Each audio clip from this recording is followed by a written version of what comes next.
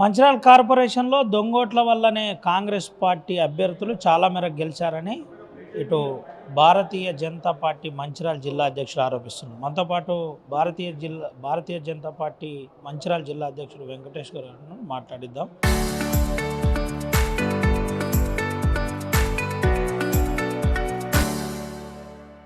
అసలు ఏం చెప్తారు ఏంటన్నా మీరు ఓడిపోవడు కాక మళ్ళా దొంగోట్ల వల్ల గెలిచిందని ఏదో ప్రచారం చేస్తున్నారు. ఏంటి అసలు విషయం?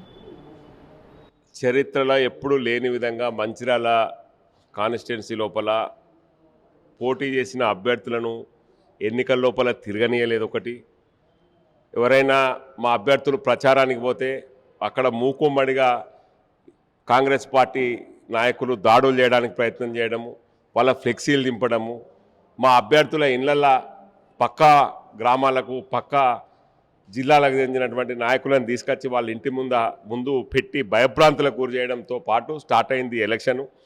అటువంటి పరిస్థితులల్లో చిట్ట చివరికి ఆఖరికి వాళ్ళు ప్రీ ప్లాన్గా ప్రతి వార్డు లోపల దొంగ ఓట్ల నమోదు చేయడం అనేది ప్రక్రియ ప్రారంభం చేసిండ్రు. అది ఇటీవలనే మా దృష్టికి రావడంతో దానికోసం ఇవాళ మేము అన్ని పక్కా ప్రణాళికగా కలెక్టర్ కూడా ఫిర్యాదు చేయబోతా ఉన్నాము. ఇవాళ హైటెక్ సిటీ లోపల మాకు 52వ డివిజన్ పరిధి లోపల బుడ్డే రాజమౌళి గారు అనేటువంటి ఓబీసీ మోర్చా నాయకుడు, కాంగ్రెస్ పార్టీ నాయకుని ఇంట్లో హౌస్ నెంబర్ 4-128/3ల 120 ఓట్లు నమోదయ్యాయి. ఆ ఓట్లన్నీ కూడా మనకు ఏది విలేజ్ రామకృష్ణపూర్ సంబంధించినటువంటి ఓట్లు.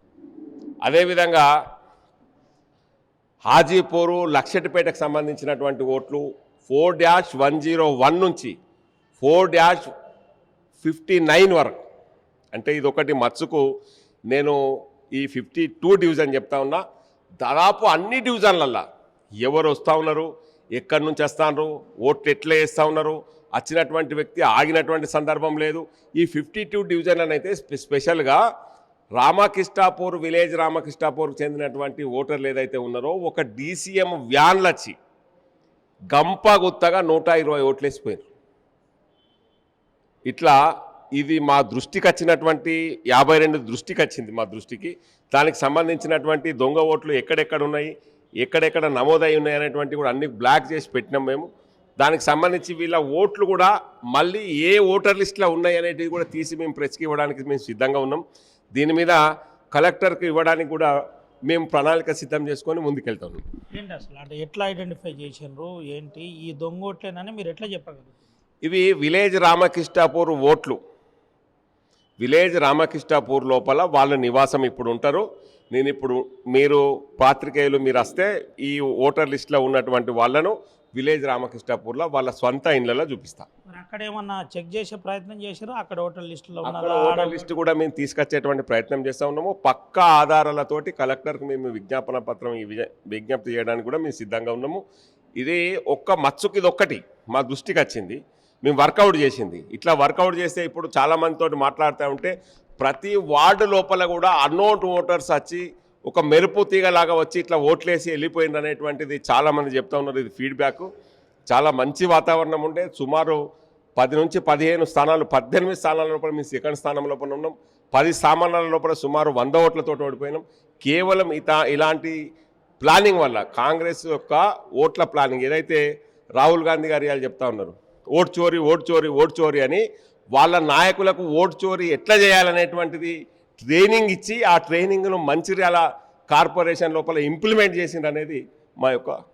ఏంటన్నా అంటే ఒక ముఖ్యమంత్రి స్థాయి వ్యక్తిని ఇడికి తెచ్చిన తర్వాత 5 సీట్లకు పరిమితమైనరు.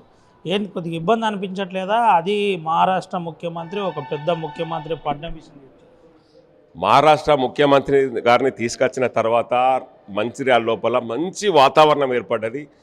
చాలామంది పాజిటివ్ ఓటర్లు కూడా ఏదైతే తటస్థంగా ఉన్న ఓటర్లు కూడా భారతీయ జనతా పార్టీ వైపు మొగ్గు చూపెట్టిండ్రు. కానీ కేవలం కాంగ్రెస్ పార్టీ కుయక్తుల కారణంగా ఈరోజు ఓటర్లను బెదిరింపులు గురి చేయడానికి బలంగా ఒకరోజు రాత్రి ఏదైతే పోల్ మేనేజ్మెంట్ లోపల ఓటర్లను భయభ్రాంతులకు గురి చేసిండ్రు, దాని కారణంగానే ఇవాళ భారతీయ జనతా పార్టీ ఓడిపోయింది తప్ప మా వైఫల్యం కాదు. మహారాష్ట్ర ముఖ్యమంత్రి గారి యొక్క ప్రచారంతో భారతీయ జనతా పార్టీ తారస్థాయికి చేరుకున్నది మంచిర్యాల. ఏం చెప్తారు ఈ ఓట్ల మీరేమో ఓటు చోరీ అంటున్నారు, వాళ్ళేమో మేము స్వచ్ఛందంగా గెలిచినాం, మా అభివృద్ధి చూసి మమ్మల్ని చూసి ఓటేసినట్టు. మీరేం చెప్తారు దీని మీద? దీని మీద స్వచ్ఛందంగా వాళ్ళ గెలిచినట్టయితే మేము కోరుతా ఉన్నాము, ఈరోజు ఈ ఓటర్ లిస్టులో ఉన్నటువంటి అవకతవకల మీద సిట్టింగ్ జడ్జి తోటి మేము విచారణ జరిపించాలని కోరుతా ఉన్నాం. ఇది పరిస్థితి. సిట్టింగ్ జడ్జితో విచారణ జరిపించాలి. వాళ్ళంతా విలేజ్ రామకృష్ణపురంలో ఇక్కడికి వచ్చి ఓటేశారు. ఇది ఒక హైటెక్ సిటీ డివిజన్కి సంబంధించి చిన్న ఎగ్జాంపుల్ మాత్రమే చెప్తున్నాం. మరొక ఇంకో ఇంటి నెంబర్ చెప్పి దాదాపుగా అక్కడ 100 ఓట్లు నమోదు చేశారు. ఇది ఎక్కడి ప్రజాస్వామ్యం? ఈ విధంగా ఉంటుందా? అధికారులు ఎందుకు ఈ విధంగా పట్టించుకోకుండా నిమ్మకు నేరెత్తినట్టున్నారు? దీనిపై కలెక్టర్కు ఫిర్యాదు చేస్తామని చెప్పారు. ఏది ఏమైనప్పటికీ మంచిర్యాలలో పెద్ద ఎత్తున దొంగ ఓట్లను నమోదు చేసి వాళ్ళు గెలుపుకు సక్సెస్ అయ్యారని చెప్పారు. దీన్ని మేము వ్యతిరేకిస్తున్నాం. రానున్న రోజుల్లో దీనిపై ఉద్యమం చేస్తామని బీజేపీ జిల్లా అధ్యక్షుడు వెంకన్నగౌడ్ చెబుతున్నారు. పరిస్థితి Sumatha Vinayak, RTV, Adilabad. Local to global news at your finger tips. మీ చేతిలో ఒక ఆయుధం. Download raw TV app. Media legend Ravi Prakash is back.